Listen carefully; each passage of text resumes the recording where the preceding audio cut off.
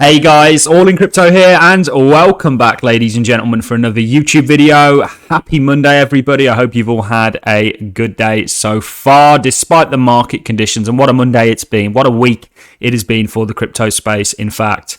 Today, we're going to be doing a number of things. The sentiment seems to really have changed. A lot of the largest YouTubers out there, people like BitBoy, etc., are now calling for multi-year long bear markets. Or certainly leaning towards more of a bearish case for Bitcoin, and not really specifying whether this is on a short term or a long term or what the kind of direction is. So there's a lot of people right now that are kind of caught up in the whirlwind that is the cryptocurrency space. These daily updates are to quiet down some of that noise and to give you a macro direction for the crypto markets. And the reason that we've been doing these, and we were doing these when Bitcoin was well on its way to recovering before we had even had any kind of a crash, is to show you that we are extremely correlated with the external financial world around us.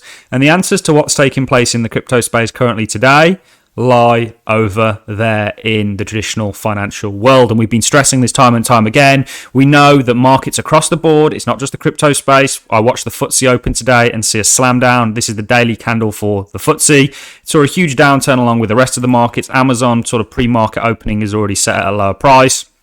It's going to be an interesting Monday. But ultimately, we are correlated and tethered to the traditional financial world, and we know with what the Federal Reserve are planning on doing in terms of interest rate hikes and the kind of threatening of dealing with inflation via causing deflationary events like interest rate hikes and bond buyback tapering and reducing the balance sheet and so on and so forth, are all having a really negative effect on markets.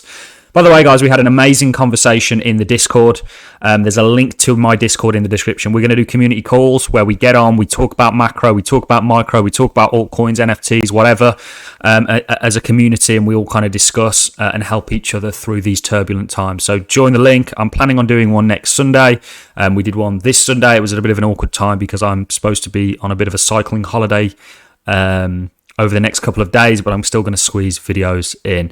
So links in the description. We're going to talk about quite a bit today. We're going to be looking at the Fed funding rate because I think there's a little bit of similarity between what happened in 2010 and what's currently taking place today. And 2010 was 2 years prior to 2008. And obviously 2022 is 2 years prior to 2020 when we saw the catastrophic, what should have been a huge recessionary event take place in the same way of 2008. But I want to do a much longer in-depth video on that where we discuss interest rates, the fact that markets were in a scared period back then but actually saw a recovery off the back end of it. In markets, things are always amplified. And just like you've got all these YouTubers at the moment calling for a multi-year bear market for Bitcoin, which I don't think is the case at all, by the way, ladies and gentlemen, they're basing the argument that Bitcoin is now going to enter a multi-year bear market on prior data. So this is the life cycle of Bitcoin. You know, this is your 4-year cycle sort of theory at play that's caused by the halvenings, which is the lines in green. And they're essentially saying, look, we're now going to enter a bear market, and historically they've been multi-year. The game has completely changed from Bitcoin and crypto moving off its own fundamentals and interest. We're now institutionally levered. And we're going to show you a really good tweet, actually, from Bilal Hafiz. Apologies if I'm butchering his name there. I'm actually not even following him. I should do. I saw this. This was retweeted from Lynn Alden. And he's actually talking about, just the correlation that we're seeing and the fact that there's some bullish news here and some bad news. And the bad news, really, to be straight off the bat, is the fact that, we are tethered and we are looking like there's going to be some continued turbulence off the back end of what the Federal Reserve are doing. They have to do something about inflation at this point. For nothing, for one of the simplest reasons is the fact that we've got the midterms coming up and they can't be seen to do nothing when 40% of Americans don't even have £1,000 in savings, and inflation has just, decreased their wages by nearly 10%. And in fact, if you go by the shadow stats, even more. So we're going to be going over this tweet. We're going to be talking about the fact that BlackRock, the world's largest asset manager, $10 trillion, actually has filed for a blockchain ETF. Now, people will always say, all in crypto, how on earth are you still so bullish? You're misleading people with your bullish bias. I am being genuine and honest with everything that I say on this channel, and I am the ultimate crypto bull. I think this technology is a kindred to the internet and the dawn of it, and is going to take a similar journey. And this is why you're seeing people like BlackRock file a Bitcoin ETF. If they didn't think that Bitcoin or crypto, or in this case blockchain, was going to be a relevant thing, do you really think they would be heading into an ETF? Do you really think Intel would be jumping into the space, Google, Microsoft, Amazon, and so on and so forth? No, they wouldn't be doing that if they thought that this was just going to go away and cease to exist. And in actual fact, these people have the power, and I'm not saying this is the case, although we've done lots of looking into the fact that this is typically institutions exiting the market at this point in a risk-off environment caused by the Federal Reserve.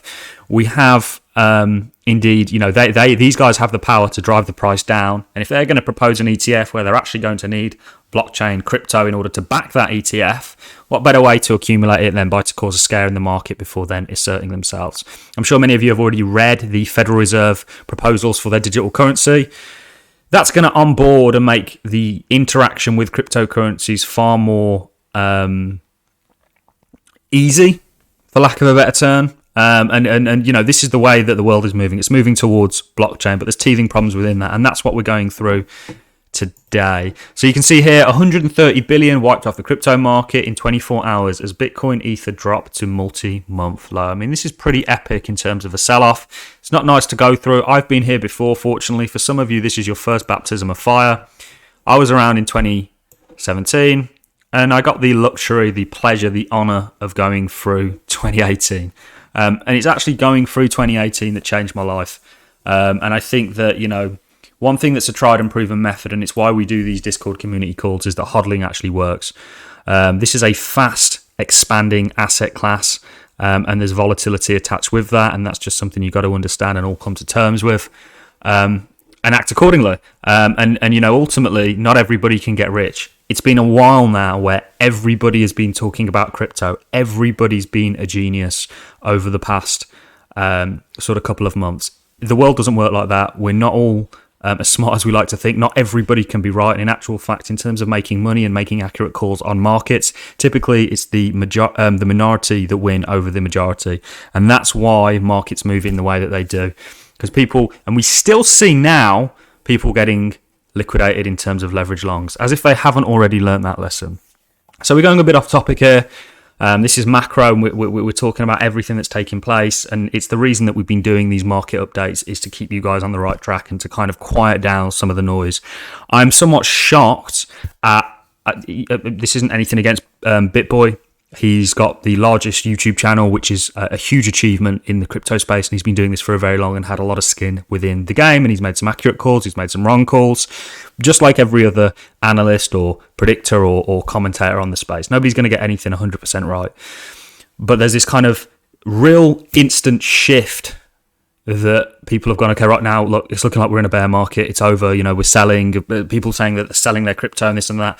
That actually causes more fear and pain within the markets. And what's going to happen is you guys are going to be selling into somebody like myself, into the large whales that continue to accumulate. We're going to go into this thread in just a second that sort of suggests that, along with a lot of on-chain data that also mirrors it.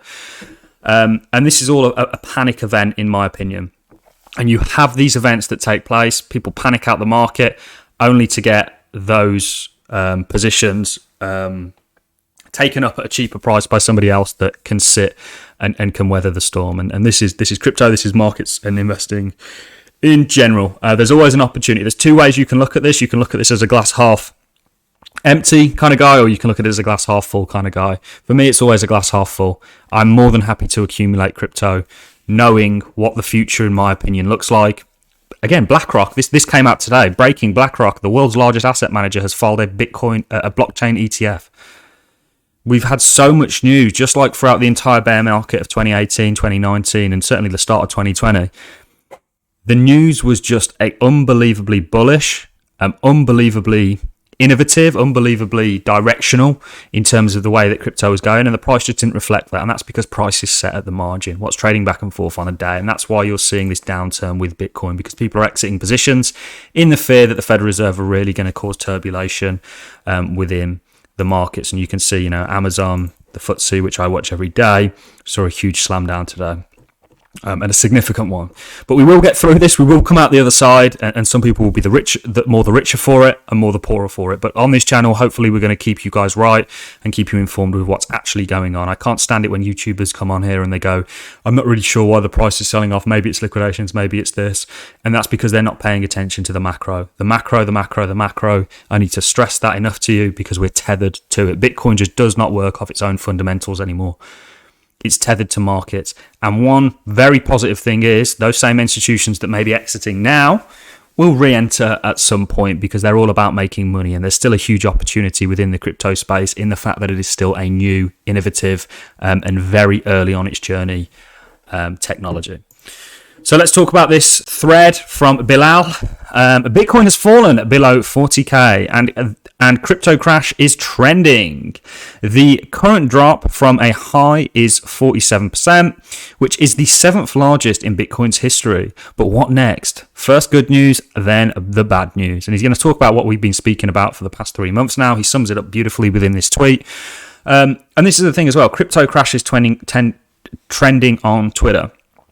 Do not be a sheep. Yeah, if we can stop you from being anything on this channel, it's a sheep and following what's trending on the media. Anybody that has any kind of a trust, you guys shouldn't even trust me. Now, I'm telling you, I'm being honest, open and upfront with you, and I have no reason. I don't profit. There's no links in my description. The only thing that I do have is a Cardano stake pool because I want to be an active member in the decentralization and running of the Cardano network because it's a technology that I believe in. But we don't profit from you guys. Yeah? Do not follow what everybody else is doing. Crypto crash is trending on Twitter. What do you think that causes markets to do? What do you think that causes retail to do? When people come out saying we're in a bear market, it almost becomes a self-fulfilling prophecy. But what you're doing is you're going to be exiting again into those people that are looking at the bigger picture, looking at the macro, understand what's going on here. You're going to be exiting your position and giving it up to somebody that's willing to step in and take it up at a lower price, ready for the appreciation that comes at the back end of it. Markets don't go up in straight lines, ladies and gentlemen. This is Bitcoin. I can show you Amazon's history. I can show you any chart's history. Look at these big dips that you have. Ultimately, one thing that you've got on your side is that inflation never goes away, no matter what they do to try and stabilize it. I mean, this is the FTSE. You can see regular and frequent pullbacks. This is how markets work, guys. So the next thing that I want to go on to, let's actually get this tweet out of the way. As I've said, I was going to read it. And you can see here, Bitcoin this is the 7th largest drawdown that we've had. He is indeed correct. Bilal summed this up brilliantly, by the way. And we're actually around about 52% down. This is normal in crypto. And people find that strange. They find that nerve-wracking. When I tell you I'm worth half as much as I previously was 6 months ago, I'm not, but then I'm worth, 100 times what I was 4 years ago, or 30 times what I was 2 years ago. It's all relative, and over time it kind of balances out and makes a lot of sense. So what he's talking about, he goes over the good news first. The good news is that on-chain analytics and other measures of Bitcoin's natives suggest they are still bullish. One measure is the long-term hodlers are staying long, and that's what we see. We see hodlers winning time and time again. And every time, if you watch the whale addresses for Bitcoin, remember we look at Bitcoin so much because it is that tide that rises and sinks all ships. Every time that Bitcoin dips, somebody steps in and buys it. Now, this doesn't necessarily, if that person stepping in and buying it at that dip is less buy pressure than sell pressure, the price is still going to go down. But what's then happened is there's been a supply that's been taken off the table and scarcity eventually gets realized. So we've spoken a lot about on-chain metrics. The bad news is that Bitcoin is increasingly trading like a traditional risk asset like tech stocks. In fact, the biggest correlations are with the NASDAQ, Google, and global stocks. With the Fed hiking and stocks faltering, this is a tough backdrop for Bitcoin. What we've been speaking about for the past 3 months, and you've got to take all this into account and adjust your strategy accordingly. So I think I've really gone on and rambled on about enough. Stock futures nudge lower ahead of more earnings and a big Fed meeting. We're going to be watching the Federal Reserve like a hawk. A lot of what's happening with your altcoins. If you look at fundamentally what's changed, there's nothing fundamentally changed. In fact, fundamentals have only continued to increase in terms of strength. The only thing that's changed is the price, and price is determined at the margin. Price is essentially set for a Z asset by a very small amount of it trading back and forth on exchanges, and one side of the argument overwhelming the other. It's often a very unfair representation of value, but you can only keep value down for so long, whether that be artificially or otherwise. All I have for you in the video, guys, I'm not panicking, I'm not worried. I'm going to hodl through this, as I have been for 5 years.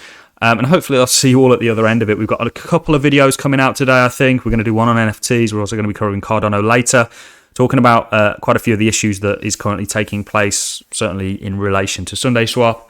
But that's really all I've got for you on the cryptocurrency market update, guys. I'll catch you all in the next YouTube video. Try and enjoy your Mondays. I'm going on a 50-mile bike ride just to kind of, sometimes when the chart's like this, it's always good to take a little bit of a step back rather than staring at them. And so on and so forth. Thank you very much for watching, guys. Hit that subscribe button, link to the Discord in the description, head over to my Twitter @RealAllInCrypto, and I'll catch you all in the next YouTube video.